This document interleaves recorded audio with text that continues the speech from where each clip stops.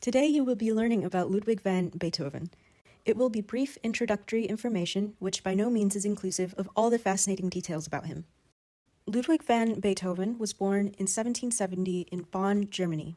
Music was a common theme in this family, as Beethoven's grandfather was in the choir of the Archbishop Elector of Cologne, who later became the music director. Beethoven's father had also been a singer in the same choir, and he became a keyboard and violin teacher later in life. His father was the one who first taught music to Beethoven.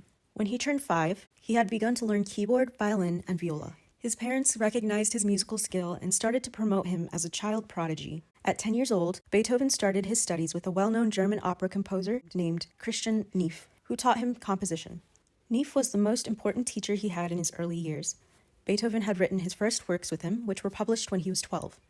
At this time, Archduke Maximilian Franz of Austria appointed Beethoven as the court organist. Essentially, this was the highest honor below the music director.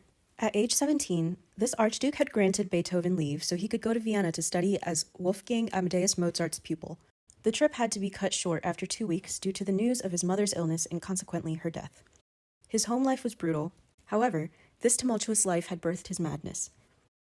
Up until this point, music was thought of as nothing more than background noise. It was an accompaniment during dinner and parties where it provided a lulled soundtrack for guests while they would socialize, never really acknowledging it. Beethoven had shifted this course of music forever. He had always been a proud, headstrong individual, so these are the qualities by which he approached music. At the time, it was known that lowly musicians were to enter through the back doors so as not to cause any disturbance at parties, but Beethoven would always walk through the front doors, announcing his presence. He wrote jarring music with a range of dynamics, for example, his well-known Surprise Symphony, that caused party guests to pay attention to the background noise. He was pivotal to shaping music and performance etiquette as we know it, where people would watch and listen to performances instead of talking over them, clap when it was over, and eventually attend exclusively orchestral shows as a form of entertainment.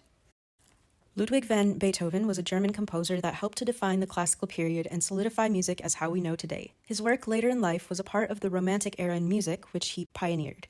His music differed from others before him because they were individualistic, emotional, and dramatic. He was a musical revolutionary who composed some 240 works throughout his life, which is significantly less than other well-known composers. To give you an idea, Bach wrote over 1,000 pieces of music throughout his lifetime, Mozart wrote more than 600, and Haydn wrote nearly 500. However, Beethoven still has some of the most recognizable pieces that continue to grace people's ears today.